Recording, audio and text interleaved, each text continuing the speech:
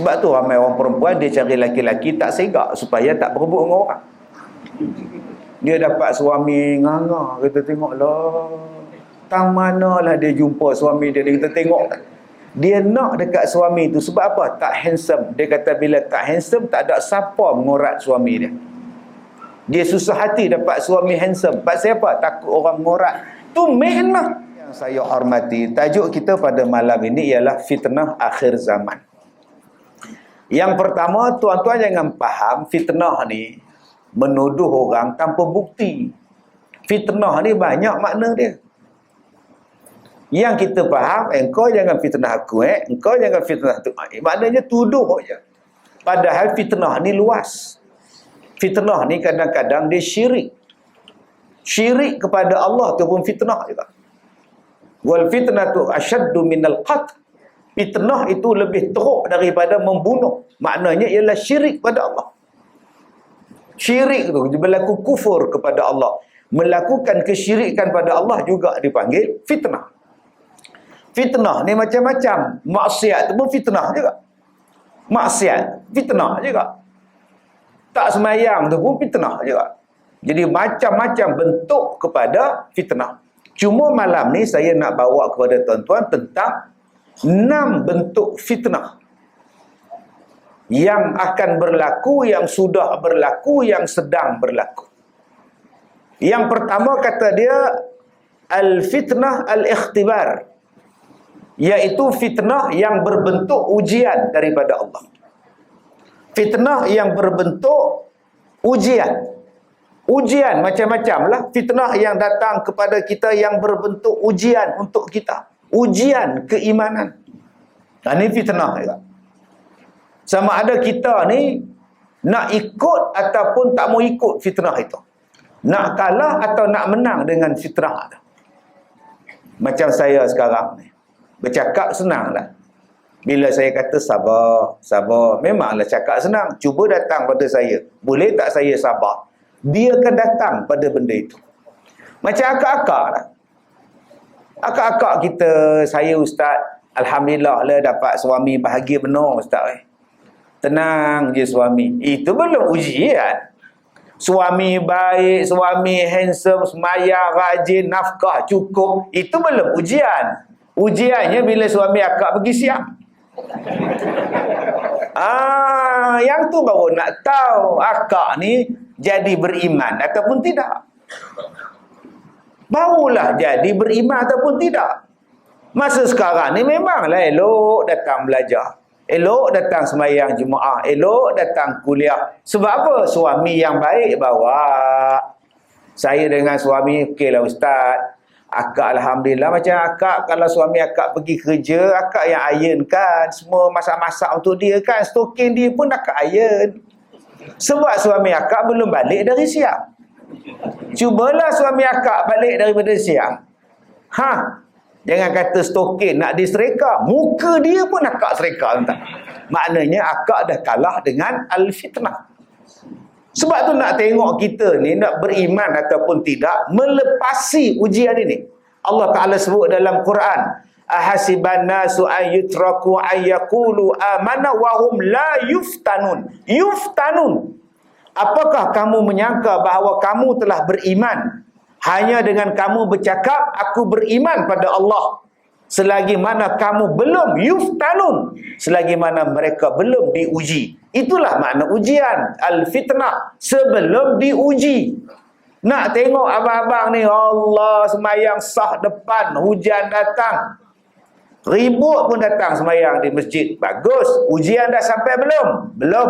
Tunggu sekejap. Al-ikhtibar akan datang pada awak. Sakit. Sakit. Datang tak semayang? Ataupun datang ke masjid, motor hilang. Dalam banyak motor-motor orang, motor keris, pedang, semuanya ada. Motor kita pula, EX5 pula yang diambil. Sejak itulah kita putus hubungan dengan masjid. Abang dah tak ke masjid ke bang? Tak payah. Motor saya hilang di masjid. Dia orang bukan nak sembahyang, mencuri.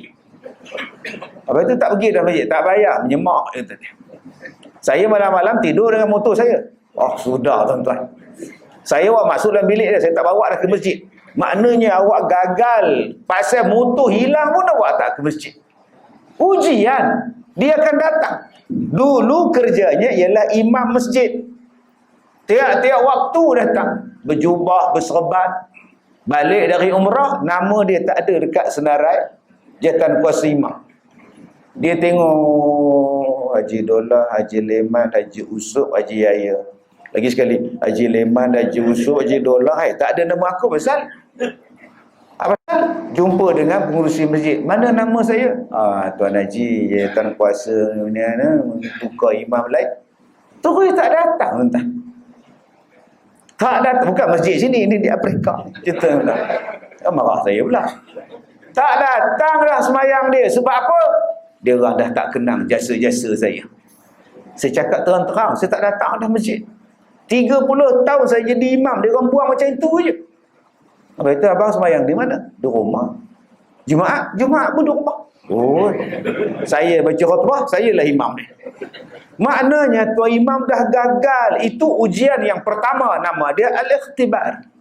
Yang kedua dipanggil sebagai al-mihnah. Wal fitnatul mihnah. Fitnah juga bermaksud mihnah. Mihnah ni dalam bahasa kita, setiap satu orang mesti ada mihnah dia. Saya sebagai penceramah, apa mihnah saya? Mihnah saya ialah dihalang untuk berceramah. Itu mihnah. Adik-beradik tohmah kan. Lalu dengar macam tu lah. Kena gam. Itu biasa. Tak payah kita nak bising lah, saya kena gam. Tak payah, lantak entan. Dah dipanggil sebagai mihnah. Kalau awak menjadi seorang pendakwah, apa cabaran awak? Cabaran awak ialah nombor satu, yasudduna an sabilillah. Akan ada orang yang menghalang awak. Itu nama dia apa? Mihnah. Enjoy saja. Kalaulah kita hari ni tuan-tuan berceramah siang malam pagi petang, tak ada siapa pun halang kita. Cek balik ceramah kamu. Kamu mesti menyuruh ilmu. Kalau kita langsung tak ada halangan dalam ceramah kita, cuba kaji balik, kamu langsung tak menasihati orang, langsung tak menegur orang, langsung kamu tak cakap yang hak. Sebab itulah kamu tak ada halangan. Bahaya tuan-tuan. Bila kita dihalang, alhamdulillah, kita melepasi mihnah. Sabar. Kita punya prinsip senang. Orang panggil, datang. Orang jemput, datang. Orang tak jemput, duduk di rumah. Kalau orang tak jemput, apa saya buat? Duduk di rumah. Main dengan anak, main dengan cucu. Boleh tengok isteri pun salah. Jarang tuan-tuan tengok isteri. Malam ni di sini dengan tuan-tuan. Besok saya di Seputih. Hari Sabtu pula saya di Teluk Intan. Hari Ahad saya di Negeri Sembilan. Hari Isnin saya di Pulau Pinang. Jarang tengok orang rumah. Kalau tak dijemput lagi bagus. Tengok masjid tu. Jarang tengok tuan-tuan. Sekali tengok, sihat dah akak kita ni. Pun salah. Senang hidup. Kalau jemput, datang. Tak jemput, alhamdulillah. Kalau dibatalkan, alhamdulillah. Senang hidup. Konsep kita senang. Itu nama dia mihnah dalam kehidupan. Saya ceramah di mana ke hari itu? Di Pahang. Jauh dalam hutan tuan-tuan, sampai tempat dia. Tayar pancit pula. Tengah-tengah hutan tu, ya Allah. Dah lah hutan pancit pula. Hujan pula dah. Sudah. Kiri kanan hutan, jalan lengang, tinggal kami bertiga je tuan-tuan. Terkebir duk suluh, terselat duk cari mana pula skru ni. Mana pula nak buka tayar spare ni tuan-tuan. Pukul 2 pagi. Itu nama dia apa? Itu nama dia mihnah. Biasalah tu. Kalau tak nak tayar pancit, duduk di rumah. Tengok televisyen, cerita Megah Holding. Setiap daripada kita ni ada mihnah dia. Apa dia mihnah dia? Mihnah sebagai imam. Ujian sebagai imam. Dia ada mihnah dia. Bukan semua makmum suka pada imam. Ada yang tak suka. Allahu Akbar. Menyesal aku datang masjid ni. Slow ni tak? Sembahyang tarawih lambat habis. Ada jemaah yang suka. Slow lah. Bagus. Ada yang tak suka. Ada yang benci, biasalah jadi imam tu. Ada orang yang mufaraqah, ada orang yang banyak komplain. Nah, saya nak tanya imam saya ni, imam kata okey kalau gitu nak sembahyang isyak nanti awak jadi imam. Tak, saya bukan nak jadi imam, saya nak tanya saja. Oh, banyak tuan-tuan orang yang komplain, bercakap. Itu mihnah. Sabarlah, suruhlah jadi PM. Pengurusi masjid. Tuan-tuan jangan cepat ngangak lagu. Sebab PM tu pengurusi masjid. Banyak mihnah dia, jawatan kuasa dua bertikai, ahli karya bertikai, biasalah. Bila kita pegang satu-satu jawatan, mihnah akan sampai. Tuan-tuan di sini cikgu, biasalah mihnah sebagai cikgu. Kadang-kadang anak murid suka, kadang-kadang anak murid repot dekat mak, dekat bapak bawa kayu pergi hambat cikgu. Itu nama dia mihnah. Maka tuan-tuan akan menghadapi ujian-ujian sebagai siapa kita. Kita sebagai siapa? Akan ada ujian untuk kita. Kita sebagai suami, ada mihnah dia. Ada yang nasib baik, dapat isteri baik. Cakap tidak, beleteh pun tidak, diam. Bisu. Alhamdulillah. Ada yang nasib kurang baik sikit, dapat isteri kuat beleteh. Allah, dalam masjid pun beleteh. Baliklah abang. Astagfirullahalazim. Yang dipanggil balik tu imam, menonong tu imam tu balik tuan-tuan. Malang sungguh nasib tu imam dapat isteri kuat beleteh. Sabarlah. Kita sebagai suami akan berhadapan dengan mihnah dalam keluarga. Nak cari rezeki, nak cari perbelanjaan mencukupi tanggungjawab kita. Serupa itulah kau mihnah. Dapat suami segak. Sebab tu ramai orang perempuan dia cari laki-laki tak segak supaya tak berebut dengan orang. Dia dapat suami nganga, kita tengoklah. Tang manalah dia jumpa suami dia, kita tengok. Dia nak dekat suami tu sebab apa? Tak handsome. Dia kata bila tak handsome tak ada siapa mengorat suami dia.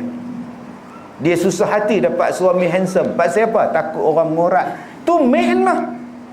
Mihnah, bila kita faham dia akan sampai ujian, tuan-tuan relax. Jangan tuan-tuan berpahaman bahawa bila aku dapat satu-satu benda akan senang sampai bila-bila. Itu satu bentuk pahaman yang tak betul. Tuan-tuan kena ada simpan dalam hati tuan-tuan, satu hari aku akan hadapi masalah ni. Satu hari aku akan hadapi masalah ni. Bila tuan-tuan faham macam itu, tuan-tuan akan menghadapi masalah tu dengan senang. Tuan-tuan di sini toki umrah, dia akan ada mihnah. Jangan duk ajak lancar je perjalanan pergi umrah tu. Satu hari mesti ada kes. Kapal terbang tak datang. Kes apa? Hotel tak ada. Sampai di hotel kata dah penuh, dia pulangkan balik duit kita. Nanti kita akan berhadapan mihnah dengan jemaah umrah yang macam-macam cerita dia buat fitnah dan sebagainya. Maka tuan-tuan kena set dalam minda tuan-tuan, hidup tidak selalunya indah. Pasti akan datang satu masalah. Bila ada masalah, tuan-tuan betul-betul hadapi. Maka bila tuan-tuan dah set, datang masalah, tuan-tuan tak akan jadi kelang kabut. Tuan-tuan dah kata, memang aku dah agak dah benda ni akan berlaku. Kita dah buat persiapan lama dah. Itu nama dia apa? Wal fitnatul mihnah. Yang ketiga, wal fitnatul mal. Fitnah yang ketiga nama dia fitnah harta. Ni dia yang Allah Ta'ala sebut dalam Al-Quran, innama amwalukum wa auladukum fitnah. Sesungguhnya harta kamu dan anak-anak kamu ialah fitnah, ujian. Ya, tuan-tuan jangan gabra, abang kita adalah technician, ya, sabar ya. Jangan dia tengok apa hal pula tu, bukan, tak ada apa. Dia technician di belakang tu, insya-Allah dia nak membetulkan keadaan tu. Baik, saya pun nak tengok dia buat apa tuan. Baik, yang ketiga, boleh. Teruskan Ustaz, jangan gabrah. Baik tuan-tuan, saya gabrah tuan. Macam-macam pengalaman saya ni waktu saya ceramah.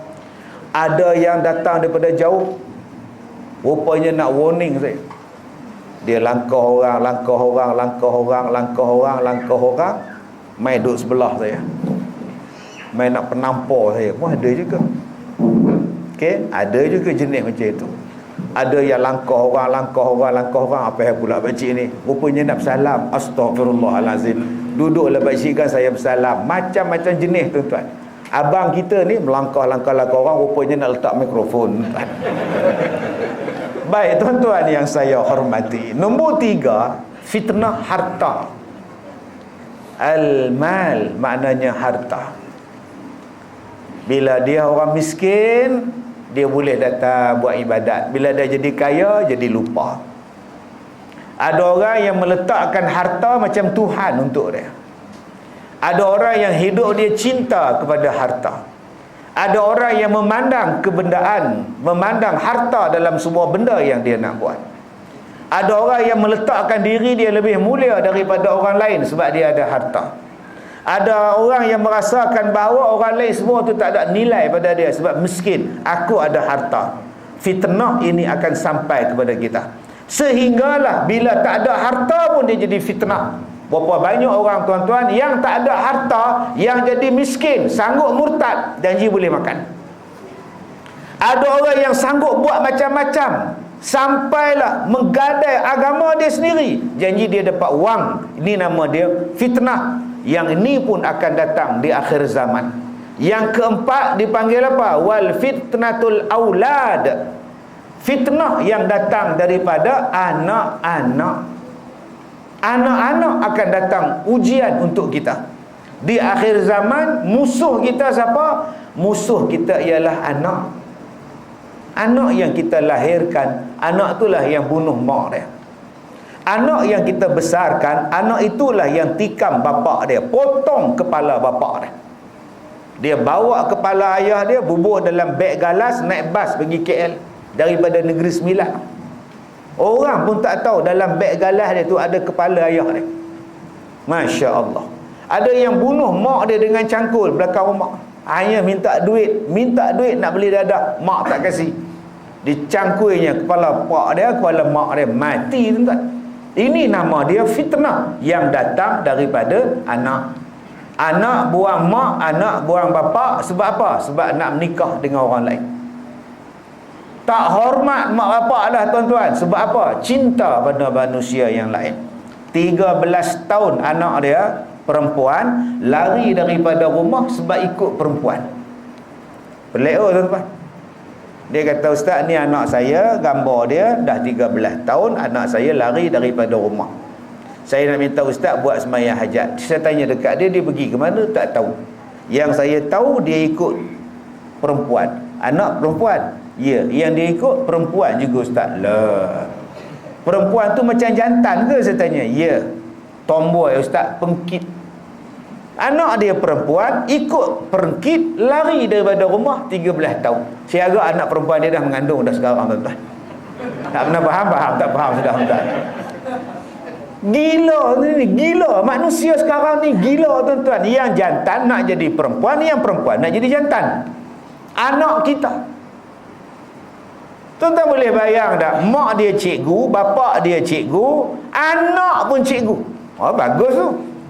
Semua cikgu. Bapak je cikgu syari, maknya cikgu murni. Sudah. Anaknya pula tak tahu cikgu apa. Dia kemaskan bilik anak bujang cikgu dia. Mak ni cikgu, kemaskan bilik bujang anak dia yang juga cikgu. Kemas tuan-tuan, jumpa baju dalam.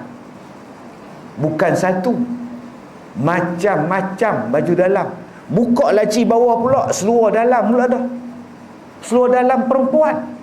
Anak dia jantan. Balik tunggu anak dia. Ayah belum tidur lagi. Aku menunggu kau Ustaz Zli. Sudah tuan-tuan. Dia jadi anakku Ustaz Zli pula tuan. Rupanya anak dia siang nama dia Rusli, malam nama Rus. Tak pernah faham, tak faham sudah. Malam jadi pondan tuan-tuan. Oi, 6 harakat nganga dia tuan-tuan. Ustaz, makcik tak tahulah apalah nak luri anak makcik ni, dia jantan elok ustaz tapi dia nak jadi perempuan. Saya tak tahulah ustaz. Suami dia diam. Ini yang dikatakan fitnah di akhir zaman. Dia akan berlaku kepada kita dan sekarang sedang berlaku pada anak-anak kita. Jaga-jaga. Yang seterusnya fitnah di akhir zaman itu apa? Wal fitnatul kufr. Fitnah yang berbentuk kekufuran. Kekufuran ini akan nampak cantik di mata kita, dan kita rasa seronok melihat perbuatan-perbuatan kufur ini. Cuba tuan-tuan tengok, hari ini ada orang Islam yang seronok berpakaian Santa Claus. Pakai jubah tak benar, pakai serban tak benar, pakai kepiah tak benar, semayang pun tak pakai kepiah. Mai hari Santa Claus, dia pakai Santa Claus anak beranak dia. Kata dia, apa kamu ni? Kamu jadi lagu mana? Dia pula yang sibuk duk hias pokok. Mai hari raya orang lain, dia sibuk hias pokok. Mari hari kebesaran orang lain, dia yang sibuk pi hempah kepala, pi hempah pokok apa, buah kelapa. Dia pula yang sibuk bung. Kamu ni agama apa? Yang sibuk pergi pecahkan buah kelapa ni pasal apa? Ini bukan agama kita. Itu agama dia orang. Kau pergilah buat agama dia orang punya pasal. Apa pasal kau pula yang sibuk? Dia kata, ustaz, kita ni masyarakat berbilang bangsa, apa masalahnya kita? Apa masalah kau cakap? Engkau meraihkan, engkau meredai, sehinggalah bila orang bukan Islam mati, siap doa pula, RIP pula. Semoga aman di sana. Nak aman apa engkau? Tuan-tuan lihat hari ini, fitnah kekufuran itu sampailah sudah hilang sensitif umat Islam. Al-Quran dibakar pun dia tak kisah. Dia duk tengok orang kafir duk bakar Quran, dia relax, nak marah pun tidak, apa pun tidak, duk keluar dalam berita, dia skip. Langsung tak ada sensitif. Tengok kitab kita yang mulia dibakar, sedangkan orang Islam tak pernah pun bakar kitab orang lain. Tak pernah orang Islam, tuan-tuan, bila ada masalah pergi bakar kitab agama lain, tak pernah. Walaupun Al-Quran tu dibakar, kita orang Islam tak pula pergi masuk gereja dia orang, pergi bakar gereja dia orang, tak pernah kita buat. Tapi kita ada perasaan sensitif, sedih, terasa dengan perbuatan orang kufur, orang kafir yang menghina dan membakar Al-Quran kita. Jangan sampai hilang benda tu, tuan-tuan. Hilang kasih sayang terhadap agama, malah membesarkan pula perayaan agama lain. Dulu ada perayaan orang Jepun, orang Malaysia sambut. Ada perayaan memuja hantu, orang kita sambut pula. Tak kena mengena dengan kita. Bila si Isra' Mi'raj bid'ah. Pelik kan? Yang perayaan merayakan hantu Jepun Omori kan berjadah mana-mana. Sambut pula. Bila kita buat nisfu Syaban, sebenarnya Nabi tidak pernah merayakan nisfu Syaban. Astaghfirullahalazim. Yang perayaan yang bagus-bagus hang kata bid'ah. Yang perayaan yang huru-hara ni, Halloween tu, tuan-tuan, disambut pula. Saya tak boleh bayang, tuan-tuan, nanti orang Islam akan buat perayaan Halloween pula, pakai jadi hantu, malam jadi hantu, tu imam jadi hantu, bertaring bayang Allahu Akbar. Tuan-tuan tak boleh bayang, tuan. Dia akan jadi benda biasa. Bila benda tu dah dibuat selalu, lama-lama dia akan jadi biasa. Dulu-dulu kita jarang sambut hari jadi dengan potong kek, bakar lilin, tiup lilin. Sekarang kalau tak tiup lilin, tak meriah. Dah jadi satu kebiasaan. Asal sambut hari jadi, tiup lilin. Asal tiup lilin, hari jadi. Dulu jarang, tuan-tuan. Dulu kita tak ambil tahu pun. Tapi bila tu disemarakkan dalam masyarakat, dia jadi fitnah. Lama-lama kita pula yang lebih-lebih daripada mereka. Mereka pun tak sambut perayaan mereka lebih-lebih. Kita pula orang Melayu pula yang berlebih-lebihan menyambut perayaan mereka ni, tuan-tuan. Yang seterusnya, tuan-tuan, yang keenam, fitnah al-ikhtilaf nas. Fitnah yang keenam, kata dia, ialah fitnah yang berlakunya perselisihan pendapat bil araq. Perselisihan pendapat yang melibatkan para ulama. Ini dia di akhir zaman. Perselisihan manusia yang berpunca daripada ulama yang bawa. Ini fitnah akhir zaman. Dulu kita semayang subuh tak ada apa. Allahumma hdina fi man hadait. Amin, amin. Tahun 60-an boleh baca, tahun 70-an boleh baca, tahun 80-an boleh baca, tahun 90-an baca kunut, mai 2000-an yang baca tu mula petikai dah. Ada ke Nabi baca kunut? Mana datang ni? Oh, sudah. Dulu kita pergi kubur, elok je baca doa di kubur pada si mati. Siap telkin lagi. Sekarang balik. Nabi tak pernah buat. Gaduh pula. Dulu kita buat tahlil la ilaha illallah. Sekarang jangan tuan.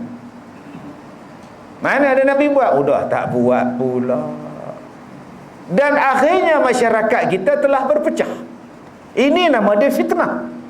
Sebab tu Ibnu Arabi kata ini fitnah yang besar ni di akhir zaman. Fitnah yang berlaku kepada manusia berpunca daripada perselisihan orang alim yang membawa perselisihan itu di dalam masyarakat.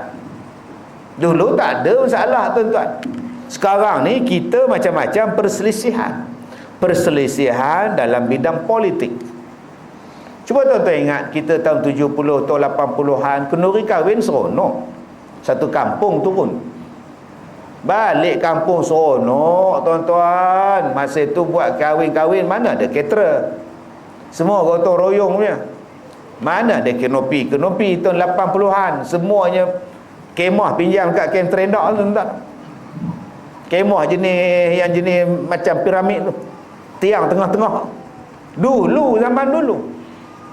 Buat balai pula nak sarapan pagi, nak makan nasi, susun buluh dulu balai. Duk sila baca Quran. Tengah-tengah baca Quran menjerit Tok Imam. Buluh tu tercepit. Tak pernah faham, tak faham sudah. Orang yang zaman kita je Tuan Haji yang faham benda ni. Anak-anak muda tercepit apa gila punya ustaz. Kau duduk diam kau tak tahu. Dulu. Sekarang tuan-tuan, Allah dah berbeza. Balik kampung raya-raya pun tak seronok. Dulu raya-raya seronok tuan-tuan. Anak-anak balik naik bas, ada naik kereta api, ada naik kereta, ada naik lori sayur balik kampung beraya. Meriah, tidur ramai-ramai dekat serambi, dekat ruang tamu, seronok penuh. Sekarang balik kampung tapi diam, menantu dengan anak-anak cucu dia masing-masing main handphone. Cuba tengok dekat cermin kereta anak masing-masing, logo apa ada? Yang itu oranye, yang ni biru, yang ni biru muda, yang ni hijau, yang ni merah pula. Oh, banyak tuan. Masing-masing bawa parti dah. Ada 10 menantu, 10 parti dalam rumah. Bergaduh dekat rumah pasal politik. Ni sekarang tak habis bergaduh pasal politik, dia bergaduh pula ada yang nombor 2, khilaf. Ni masalah kita sekarang. Fitnah kita sekarang ni bergaduh masalah khilaf. Assalamualaikum warahmatullahi. Assalamualaikum warahmatullahi. Dulu. Sekarang cuba buat Assalamualaikum warahmatullahi. Assalamualaikum warahmatullahi. Allahumma inna nas'aluka ridhaka wal jannah. Datang orang tanya. Mana datang hukum sapu muka tu? Sudah. Tak boleh ke ketok-ketok tu imam tuan-tuan? Imam pula kaki TikTok ketar-ketir tu imam tu. La ilaha illallah. Apa masalahnya sapu muka? Bukan wajib. Dia nak sapu, salah. Nabi tak pernah sapu muka. Diam dia tuan-tuan. Susah hati tuan-tuan. Sampai sapu muka jadi salah. Ni tak lama lagi Ramadan. Ramadan ni tuan-tuan, Tok Bilal dah siap dah. Allahumma salli ala Muhammad. Masuk malam besok senyap. Kenapa tak selawat tu imam? Nabi tak buat. Oh, sudah. Akhirnya pecah dua. Yang ni buat 20, yang ni buat 8. Yang tak berpecah, yang tak sembahyang. Tetap bersatu padu je tuan-tuan. Elok je makan sekentang rebus lah, sengkuang calik lah. Elok bulan puasa dia makan kerang rebus, makan. Tak ada bergaduh tuan-tuan. Yang bergaduh yang datang masjid. 28. Yang kaki nombor ekor dua kat luar. 28 20 dapat kat dia tuan-tuan, first prize lagi dia. La ilaha illallah. Inilah fitnah sekarang. Tuan-tuan janganlah duk cerita masalah Dajjal, masalah Ya'juj Ma'juj tuan-tuan. Dajjal akan sampai, Ma'juj akan sampai, Ya'juj akan sampai, tapi belum. Yang dah sampai apa dia? Ni hak kata saya baca ni. Hari ni banyak orang bercakap, tuan-tuan, Dajjal sudah menghampiri kita. Bila? Ya'juj dan Ma'juj telah terbuka. Di mana? Kenapa engkau tak cerita fitnah yang sampai pada tempat engkau? Hari ni orang tak nak bersalam.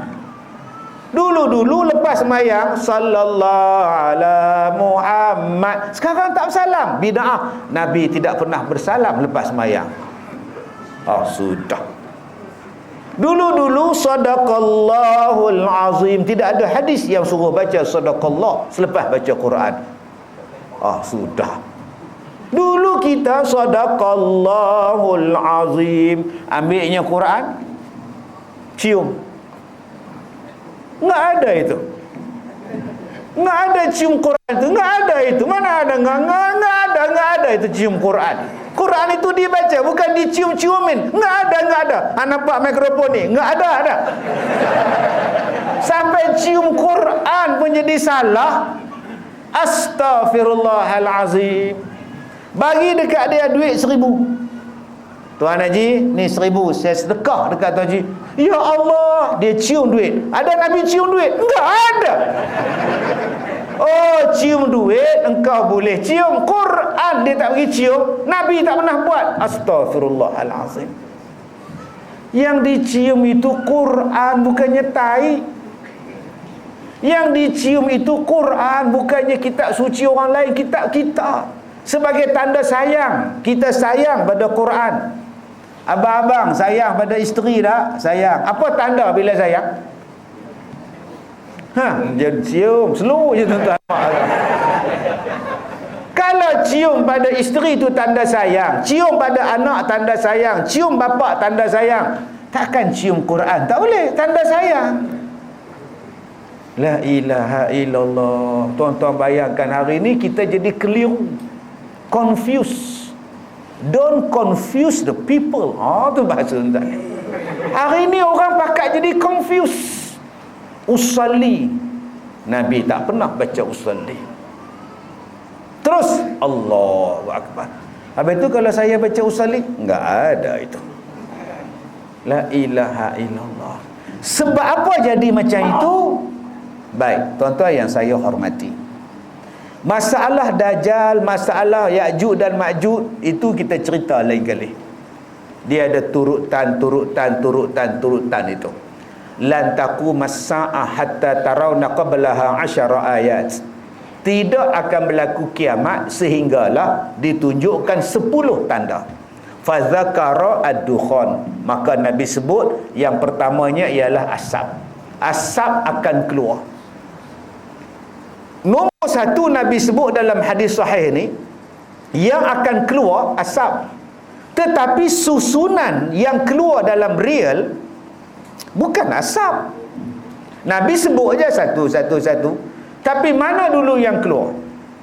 Ya'juj Ma'juj atau Dajjal? Mana dulu yang keluar? Matahari terbit daripada sebelah barat ataupun api yang akan terbit daripada negara Yaman? Ini hadis ulama-ulama susun. Sebab saya duk dengar ceramah, ada penceramah daripada luar negara, dia sebut Ya'juj dan Ma'juj telah pun keluar. Ya'juj dan Ma'juj telah pun keluar, tuan-tuan. Dah buka satu negara dah. Tuan-tuan, dalam ulama-ulama membahaskan tentang Ya'juj dan Ma'juj, Ya'juj dan Ma'juj akan muncul selepas matinya Dajjal. Dajjal terbit dulu. Nabi Isa bunuh Dajjal tu, baru terbit Ya'juj dan Ma'juj. Kalau kau kata Ya'juj dan Ma'juj dah terbit sekarang, Dajjalnya di mana? Nabi Isa nya di mana? Jangan bagi confuse masyarakat.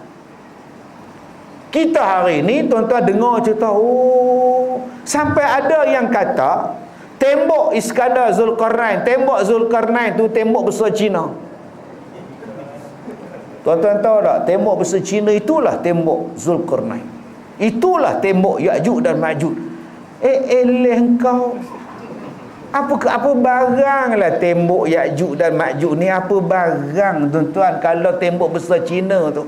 Tuan-tuan, tembok besar Cina tu, saya panjat tuan-tuan, saya naik, saya berjalan atas dia. Saya berjalan, relax, jalan, saya jogging lagi. Tiba-tiba ada satu orang tua, badan dia kecil, tua. Dia berlari tuan-tuan. Saya tengok dia, yang aku ni tak bernafas panjat, hang boleh berlari.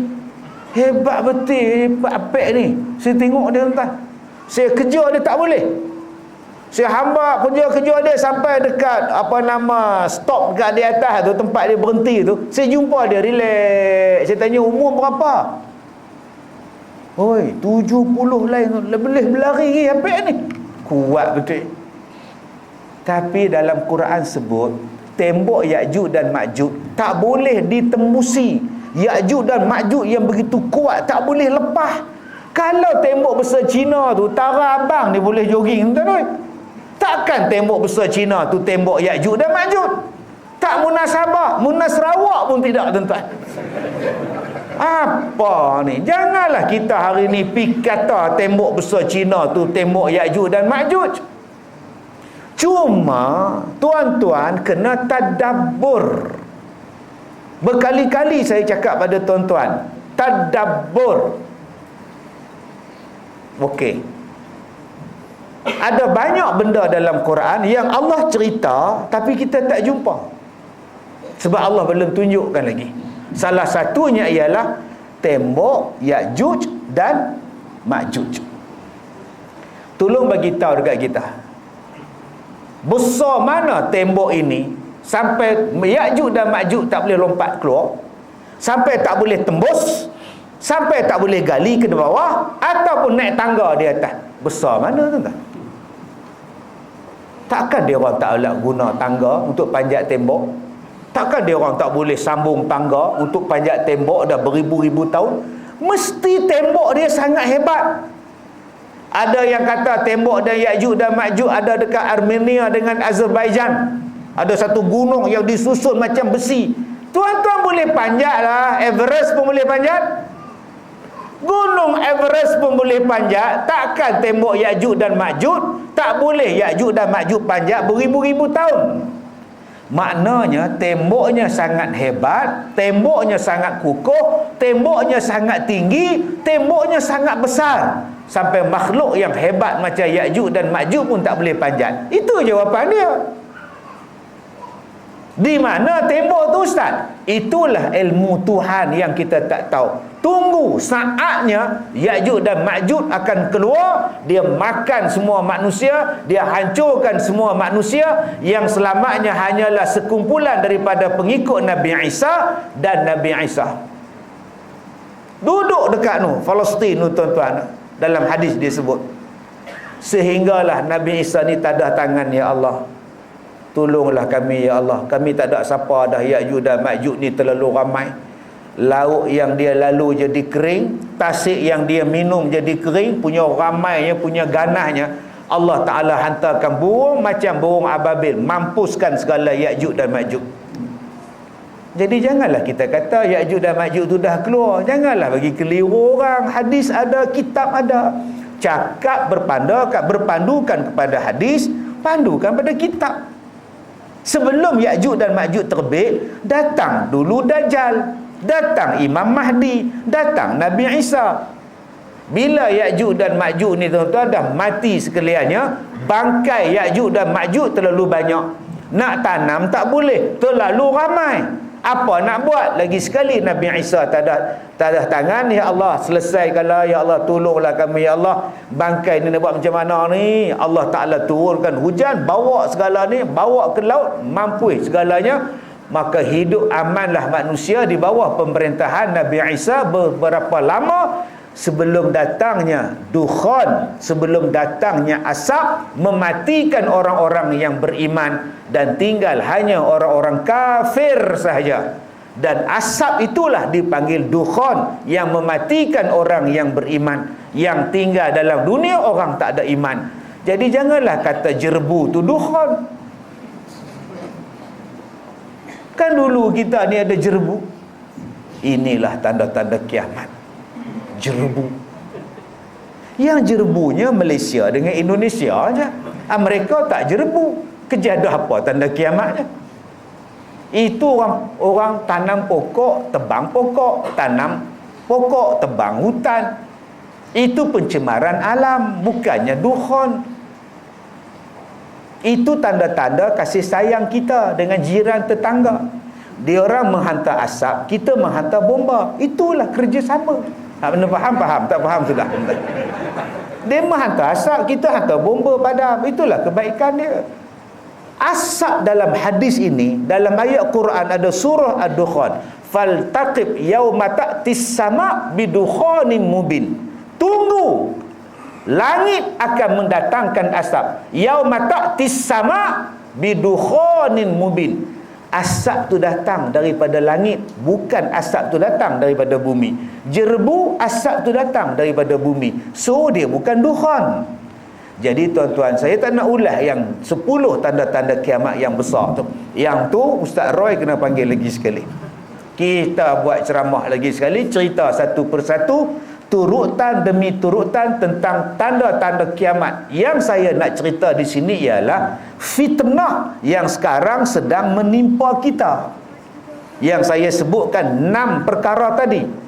Al-ikhtibar, mihnah, al-mal, aulad.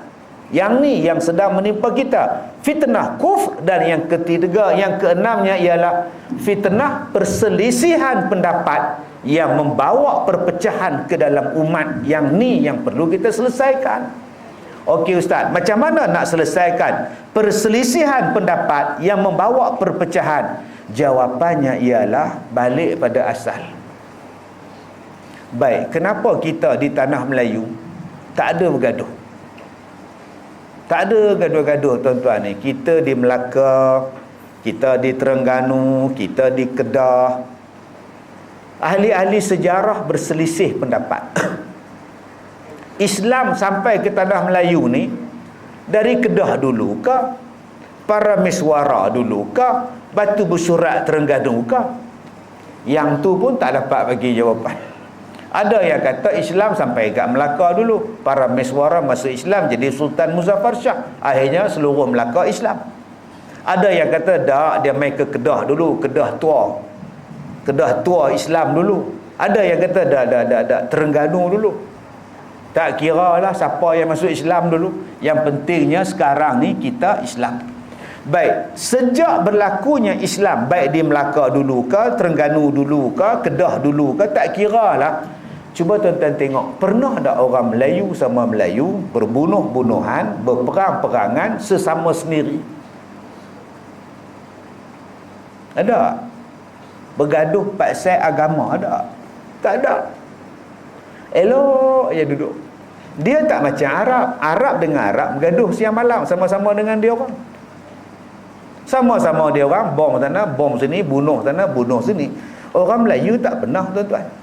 Kenapa kita tak pernah bergaduh? Sebab kita memegang 3 asas. 3 asas dalam agama kita, ilmu kita. Yang pertama, kita pegang tauhid yang sama. Penyelesaian kepadanya ialah balik pada yang asal. Tauhid kita ialah mengamalkan akidah Asy'ariyah Maturidiyah, ahli sunnah wal jamaah. Akhirnya selamat kita. Daripada tahun 90-an, naik 80-an, 70-an, 60-an, 50-an, kita tak pernah bergaduh. Akhirnya kita selamat. Orang-orang kita sepakat mengamalkan ajaran ahli sunnah wal jamaah. Kita tak kata Allah duduk di atas arasy, kita tak kata.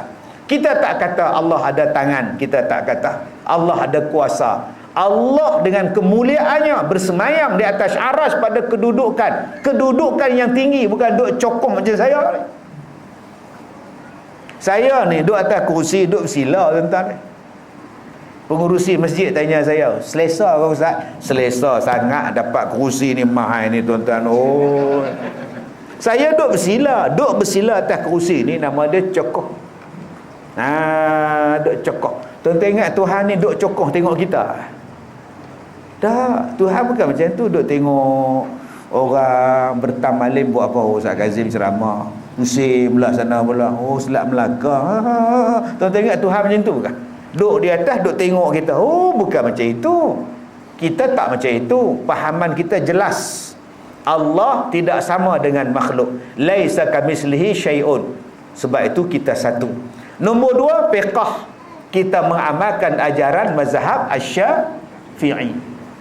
Selesai masalah. Laki bini pegang batal air sembahyang. Selesai masalah. Sentuh tak ada lapik suami isteri batal. Mazhab Syafi'i kata batal. Selesai masalah. Taklah bergaduh. Beratus-ratus tahun kita mengamalkan Syafi'i. Sebelum sembahyang usalli, silakan. Tak bergaduh. Dan bila datangnya kepada kita akhlak, bila datangnya kepada kita tasawuf, bila datangnya pelajaran, kita mengamalkan Imam Ghazali dalam bidang tasawuf dan sebagainya. Akhirnya tuan-tuan, kita hidup aman. Maka nak jadi aman macam dulu balik kepada asal yang ini. Kita duduk di sini, kita uruf di Malaysia, uruf di Melaka, mengamalkan tiga benda ini, maka aman. Okey, salah ke mengamalkan mazhab Syafi'i? Tak salah, silakan. Baik. Macam mana nak selesaikan masalah ni? Balik kepada ilmu. Bila ada ilmu, tak bergaduh. Contohnya apa? Semayang subuh, Allahu Akbar, amin. Kemudian baca ayat Quran, rukuk. Lepas rukuk, kita i'tidal. Sami'allahu liman hamidah. Terus imam sujud, Allahu Akbar. Makmum pun sujud rakaat kedua. Dia tak baca kunut. Ada tak makmum bising? Tak bising. Pasal apa tak bising? Sebab makmum faham bacaan kunut ketika sembahyang subuh hanyalah sunat. Imam baca, kami tadah tangan. Imam tak baca, kami sujud. Kita faham. Inilah ilmu. Tuan-tuan pergi Mekah, ada tuan-tuan komplain tu imam tu tak kunut. Imam, kunut. Kunut apa tu imam kata? Elok pula tuan-tuan pergi umrah. Sebab apa? Sebab kita makmum, kita orang Melaka, kita faham. Engkau tak baca kunut, sunat, semayang subuh sah. Lagi kau buatlah sujud sahwi pun salah. Tapi masalahnya ustaz, dia tak buat sahwi ustaz. Tak buat sahwi pun sah. Lapang sungguh hati orang kita. Mari ustaz lain pula. Bila tu imam buat kunut, bid'ah. Ulang balik sembahyang. Nerakalah engkau. La ilaha illallah. Yang tak faham bukan kita. Yang tak faham dia orang. Dia orang ni yang bawa masalah. Kita kalau imam baca kunut, amin, amin. Kita kalau imam tak baca kunut, kita sujud. Simple. Tapi mereka yang bawa satu ketegasan. Baca kunut, enggak ada itu. Nabi enggak ada itu. Engkau enggak ada apa engkau?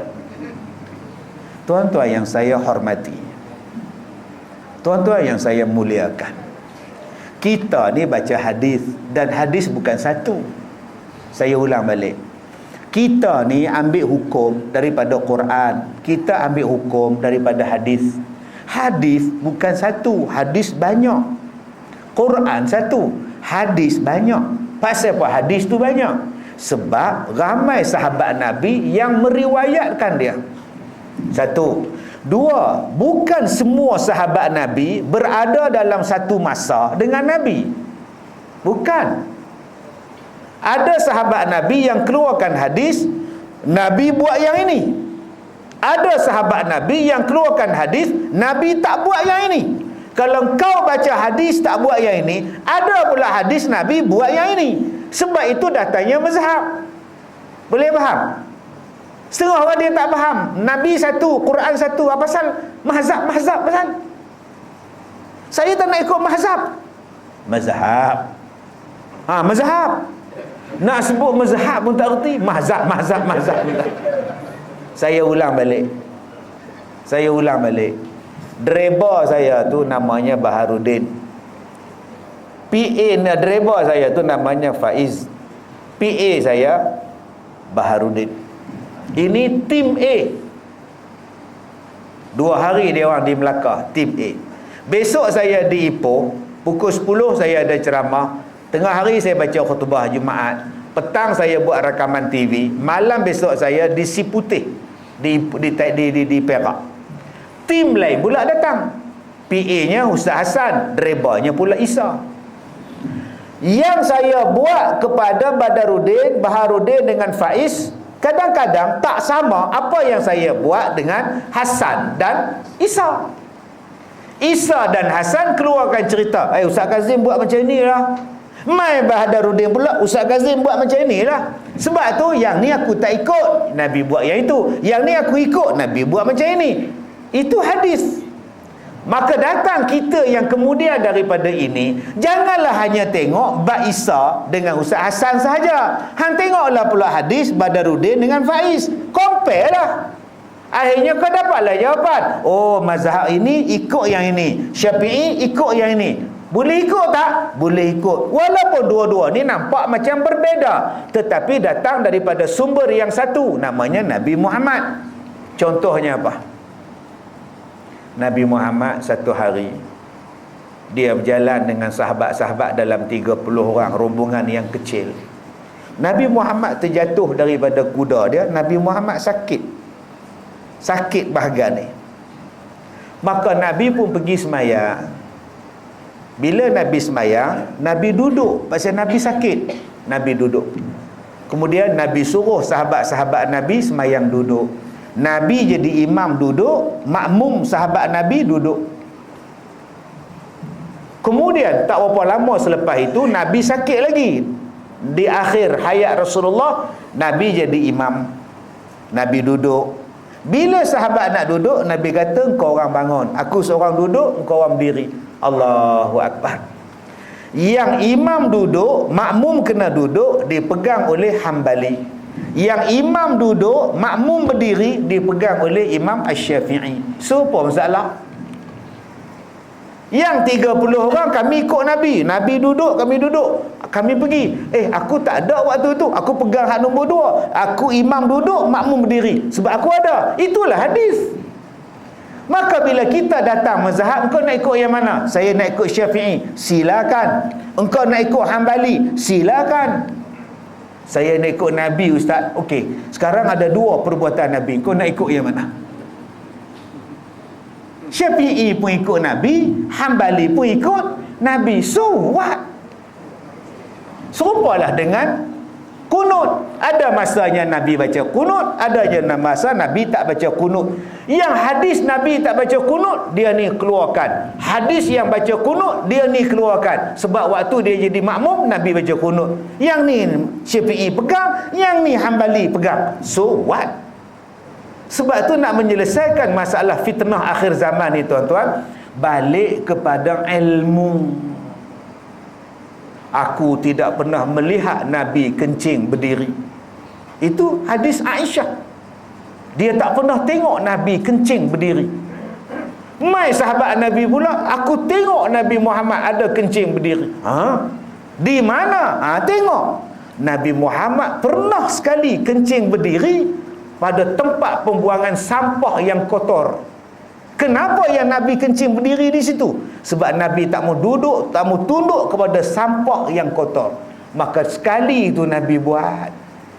Pasal sampah tu kotor. Banyak kotoran di situ. Takkan wajah Nabi nak menghadap tempat kotor. Yang Siti Aisyah kata, jangan kau kata Nabi pernah kencing berdiri. Sebab dia tak pernah ikut Nabi berjalan di situ. Kalau kita faham. Tapi bukanlah tuan-tuan kena kencing berdiri di tempat yang elok.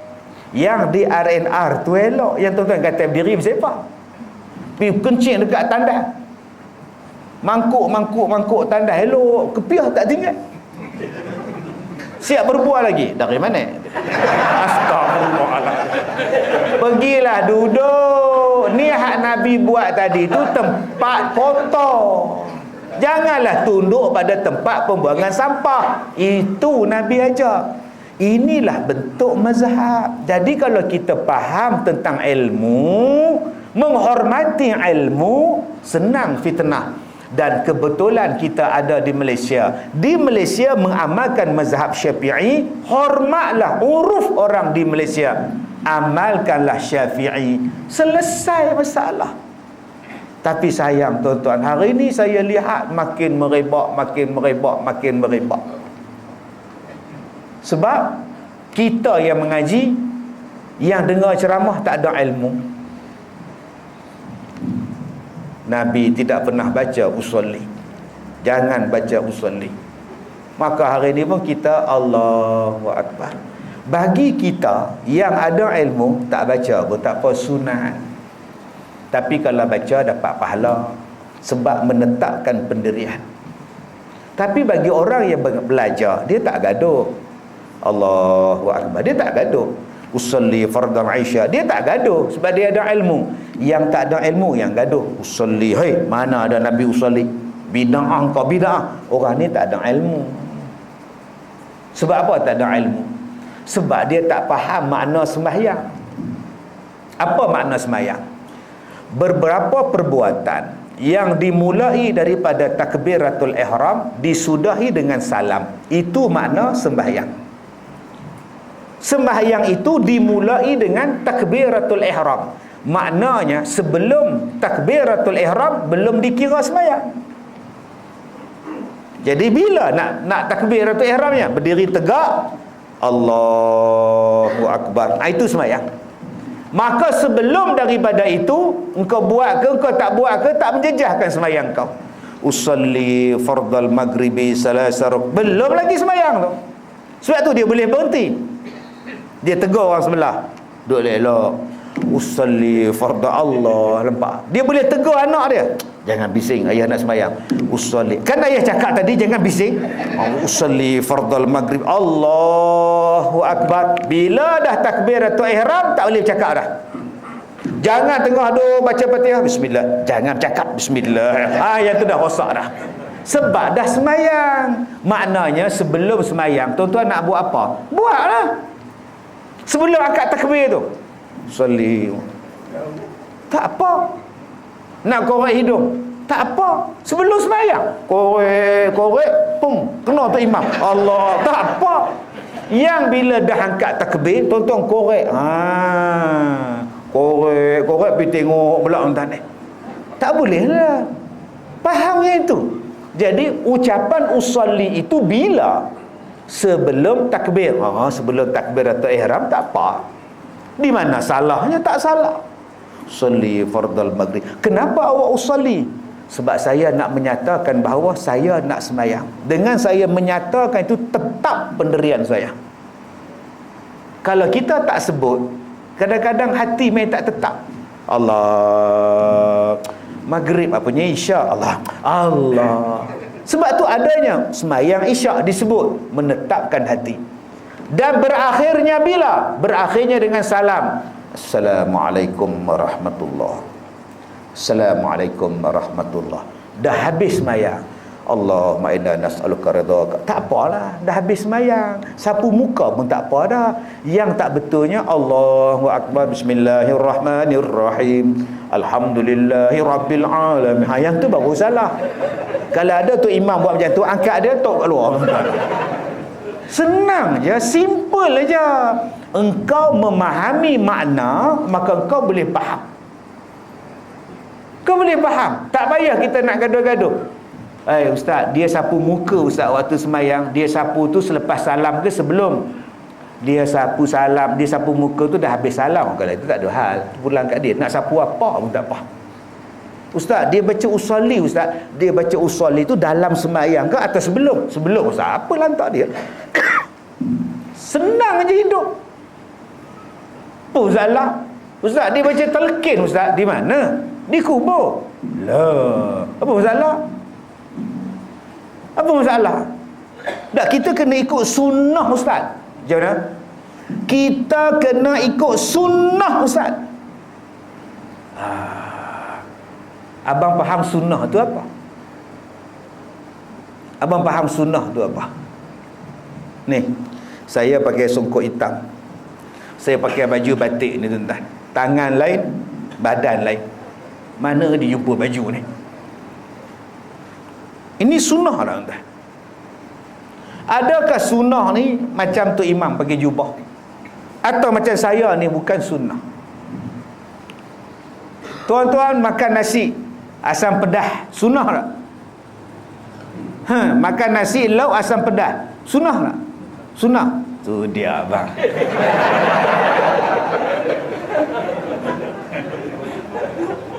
Nabi pernah makan asam pedas.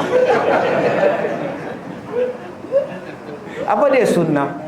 Sunnah itu apa yang dibawa oleh Nabi, dalam Quran disampaikan, dalam hadis diajarkan. Apa yang Nabi cakap tentang makanan? Makanlah kamu benda yang halal dan baik. Asam pedas halal tak? Halal. Baik tak? Tuan-tuan boleh kata sunnah? Allah kata, kulu minat tayyibati ma razaqnakum. Itulah ajaran Nabi. Makanlah kamu makanan yang baik. Apa yang baik itulah sunnah. Jangan tuan-tuan faham sunnah tu kurma je. Pakcik makan nasi, Nabi tidak pernah makan nasi. Sudah. Buat bertenang bang. Segala benda yang halal, yang dibawa, yang dinyatakan halal dan baik, itulah sunnah. Simple dah Islam. Tapi kita hari ni faham kurma, kismis semata-mata. Makan kismis ngap. Makcik makan bihun, tak sunnah, bid'ah. Ke dalam Quran kata makanlah kamu benda yang baik-baik. Boleh faham tak makna sunnah? Yang Nabi bawa halal, yang Nabi cerita haram, yang Nabi kata sunat, yang Nabi kata harus, yang Nabi kata makruh. Inilah dia. Dia tak ada yang nombor 6. Nabi tak buat. Hukum sekarang ni ada nombor 6. Nabi tak buat. Itu masalah. Apa hukum pakai songkok? Nabi tak buat. Sudah. Kalau Nabi tak buat, boleh tak pakai songkok? Tak boleh ustaz. Kenapa? Songkok tak pernah dibasuh sejak dibeli. Habis tu kapet, bila tuan-tuan basuh kapet? Ni kapet masjid ni. Daripada awal pasang sampai sekarang tak pernah tu siap basuh tuan-tuan ni. Maka boleh tak tuan-tuan semayang di atas kapet ni walaupun tak pernah dibasuh? Boleh tak? Sebab apa? Sebab tak ada najis. Sebab tidak ada najis. Tak ada najis, suci, semayanglah. Kopiah saya ada najis? Tak ada, semayanglah. Saya pakai serban sunnah, tak cicak penuh. Abang tak cicak kat serban, sunnah. Allah. Senangnya. Jom kita jadi orang yang memahami, yang mengerti. Sebab itu Nabi sebut, siapa yang Allah Ta'ala nak bagi dia senang, Allah sayang pada dia, Allah Ta'ala akan bagikan dia kepahaman tentang agama. May yuridillahu bihi khairan faqihhu fid din. Diberikan faham tentang agama, bukan diberikan ilmu agama. Sebab tu kita minta daripada Allah ilmu tak? Kita minta ada doa daripada Allah ilmu. Ustaz Roy mesti tahu doa tu. Ilman nafi'an. Ada tak kita minta, ya Allah berikanlah aku ilmu? Tak. Nabi ajar ilman nafi'a. Ya Allah, kau kurniakanlah aku ilmu yang bermanfaat pada aku. Lepas ni tuan-tuan tolong cari ilmu, bukan ilmu yang bermanfaat. Faham betul-betul. Sebab ada orang kata, ni awak makan apa? Saya makan nasi, saya makan ikan, saya makan daging. Bukan sunnah. Ikan halal tak? Halal. Daging ni semelih tau. Daging apa ni? Daging lembu halal. Nasi halal tak? Halal. Bukankah Allah Ta'ala sebut dalam Quran, makanlah kamu yang halal? Inilah sunnah. Cuma yang datang makanan Rasulullah, kurma lah apa semua tu, silakan. Janganlah kita hanya nampak sunnah tang situ saja. Macam saya lah, khudhu zinatakum 'inda kulli masjid. Pakailah perhiasan, pakaian yang cantik-cantik bila masuk dalam masjid. Saya pakai songkok. Songkok ni saya beli daripada Singapura ni. Import ni. Boleh lipat, senang tuan-tuan. Senang, masuk masjid pakai. Pergi shopping mall, lipat, masuklah kereta. Nampak ni. Baju yang cantik, seluar yang cantik, cincin yang cantik, jam yang cantik, wangi yang cantik, spek mata yang cantik, misai saya trim, janggut saya trim, pergi masuk masjid. Sunnah tak tu? Sunnah lah tu. Allah kata pakailah yang cantik-cantik bila masuk dalam masjid. Tuan-tuan sini pakai baju Melayu, pakai sampin, pakai songkok, butang pula. Butang baju aku mana pak? 4-5 butang dia. Sunnah lah tu. Tapi ustaz, saya nak ikut Nabi. Macam mana tu bang? Saya nak pakai jubah. Busuk ya Allah. Dah sebulan tak basuh jubah. Sah semayang, tapi busuk. Sunnah Nabi bukan. Bila dia duduk sebelah kita tu, Allah, kita aduh. Menangkap kepala nampak. Itu bukan sunnah. Pakailah jubah, tapi cantik, wangi, bersih. Itulah sunnah. Pakailah baju kemeja, cantik, bersih. Itulah sunnah. Terpulanglah pada tuan-tuan. Jangan menyerupai orang kafir. Jangan memakai pakaian yang dilarang oleh Rasulullah. Itulah sunnah. Kenapa awak tak pakai seluar pendek masuk dalam masjid, sedangkan awak main bola pakai seluar pendek? Itu sunnah. Mesti tutup aurat. Maka tutup aurat bukan saja di masjid, di padang juga, sunnah juga, tutup aurat. Tutup aurat itulah sunnah. Bagaimana nak tutup? Terpulang pada kebijaksanaan tuan-tuan. Ada orang Malaysia bila datang semayang masjid, semayang di rumah, orang perempuan semayang pakai telekung. Tutup habis telekung. Tak nampak apa dah, nampak muka je. Sunnah untuk dia. Tutup aurat. Tapi setengah tempat dia tak pakai telekung. Perempuan dia tak pakai telekung. Yang pakai telekung macam kita ni, negara yang hujung dia ada sia-sia. Indonesia, Malaysia, pendek kata yang sia-sia lah, dia pakai telekung tuan-tuan. Cuba tuan-tuan tengok waktu kita pergi umrah, orang perempuan India, dia tak pakai telekung. Dia pakai telekung labuh, dia pakai seluar. Allahu Akbar. Saya susah hati jumpa perempuan Bangla. Dia tak pakai telekung, mai Iran pula telekung pula. Mai puak-puak Pakistan lain pula baju dia. Janji menutup aurat. Jadi bagaimana nak tutup aurat? Terpulang pada akak-akak. Ustaz, makcik datang semayang di Masjid Al-Faizin. Habis tu makcik pakai baju, yelah baju pergi kenuri kan. Tak payahlah gelak, cakaplah dulu apa masalah dia. Dia gelak dulu, mana kita tahu apa masalah dia. Jadi makcik nak pakailah telekung, tapi telekung demo tak ada ustaz.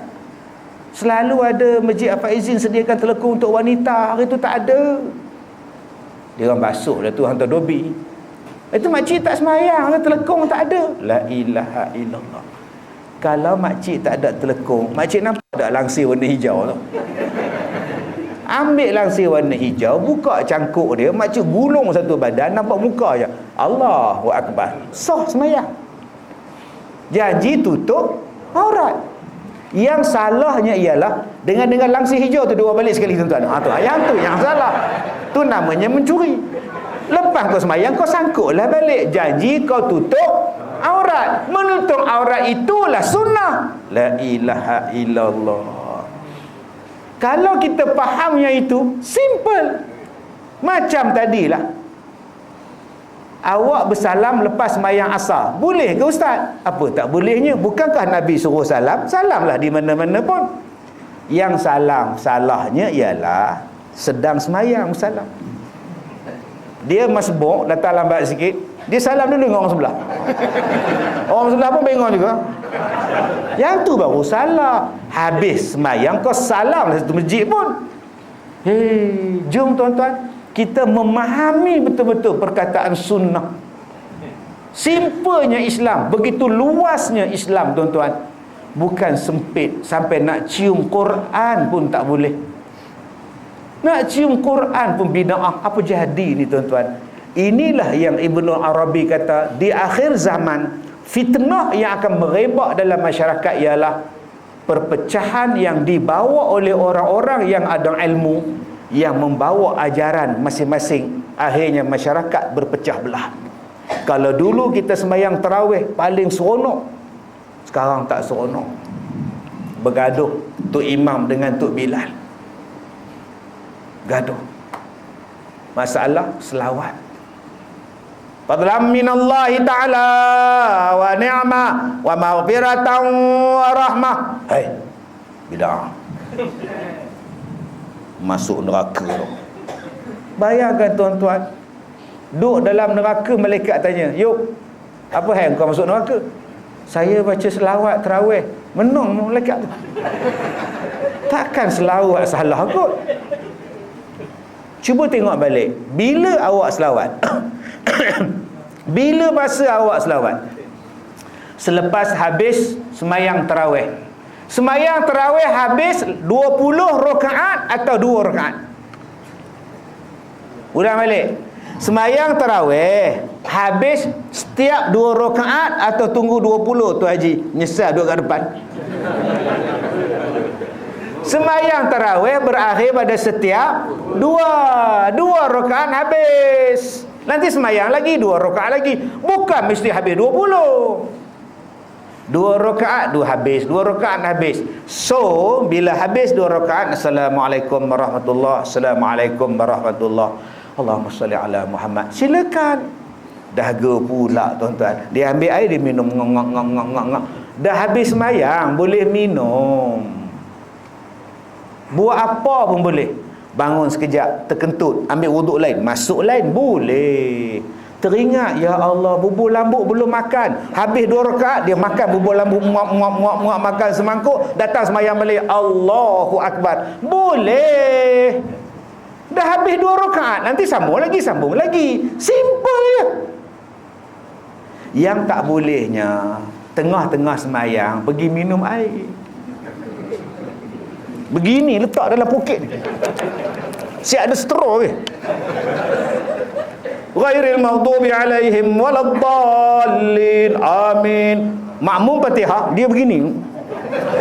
Yang tu baru batal sembahyang. Habis sembahyang boleh minum. Tok Imam boleh minum. Sebab tu kita letakkan air mineral ni sebelah sejadah Tok Imam. Sebab 2 rakaat habis dia minum lah. Habis dia minum, sembahyang balik. Ataupun boleh makan, habis dia makan, sembahyang balik. Yang salahnya waktu sembahyang dia makan. Allahu Akbar, bismillahirrahmanirrahim. Ni yang daging tadi ni, dia telan pula tentang. Yang tu batal sembahyang.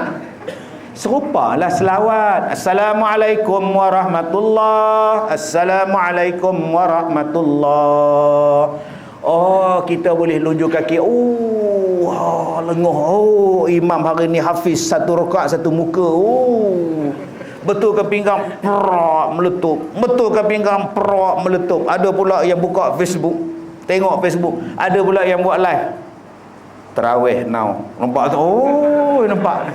Terpulang lengkau sembahyang dah habis. Daripada duk buat kerja yang macam-macam, orang tua-tua dulu cerdik. Bilal, kau selawat. Fadlan minallahi ta'ala wa ni'mah. Imam boleh rehat, dia rehat, ambil nafas. Wa maghfiratan wa rahmah. Allahumma salli ala Muhammad sallallahu wasallam alaih. Simple. Dan dia ajar pula bacaan macam ini 2 rakaat. Bacaan macam ini, lepas ni kau kena baca doa. Ada je orang tua-tua dulu. untuk mengajar. Jadi di mana salahnya? Yang salahnya ghairil maghdubi alaihim waladdallin. Amin. Bilal sambung Allahumma yang tu salah. Subhanal malikil ma'bud. Dengan imam dengan Bilal tuan-tuan humban kat luar tuan-tuan. Simple je. Ya Allah, you nak bergaduh-gaduh pasal apa? Cuma kalau kita nak selawat, tak payahlah menjerit. Tuhan bukan pekak. Mikrofon dah ada. Allahumma salli ala Muhammad sallallahu wasallam alaih. Dah. Tak payahlah berlawan dengan masjid sebelah. Sallallahu wasallam alaih. Nampak? Masjid sendiri kata, jaga kau, lepas ni aku pula kata dia. Pecah mikrofon atas tu. Kadang-kadang kita jawab macam tu. Allahumma salli ala sayyidina wa habibina wa syafi'ina wa dhurina wa maulana Muhammad sallallahu wasallam alaih. Budak-budak di luar, dia kata apa? Bila nak habis? Ya, atas jalan sambut, lambat lagi. Yang tu yang salahnya. Jadi tuan-tuan, jomlah kita menghormati di antara satu sama lain supaya jangan jadi fitnah. Jangan mengkondem antara satu sama lain. Janganlah kita menghina Imam Syafi'i, Imam Hanbali, Imam Hanafi, Imam Maliki. Mereka semua ini semuanya mengikut hadis-hadis Nabi, mengikut Nabi Muhammad sallallahu alaihi wasallam. Yang keempat, janganlah menimbulkan perselisihan di kalangan masyarakat yang akhirnya masyarakat bergaduh, bertumbuk, berpecah belah kerana kita. Saya orang Ipoh, saya orang Perak, saya bukan orang Melaka. Kalau saya ceramah di Melaka, habis ceramah saya balik. Jahatnya saya ialah saya meninggalkan perpecahan pada tuan-tuan. Saya balik, saya tidur. Saya balik, saya buat kerja saya. Tapi tempat yang saya ceramah bergaduh, saya adalah seorang penceramah yang jahat kerana memecah belahkan masyarakat. Penceramah yang baik ialah yang datang menyatu padukan masyarakat supaya hidup dengan berkasih sayang, berpandukan sunnah yang dibawa oleh Nabi sallallahu alaihi wasallam. Saya dah ceramah 33 tahun. Inilah kali pertama datang ke Masjid Al-Faizin ni. Kalau tuan-tuan nak jemput lagi, 35 tahun daripada sekarang.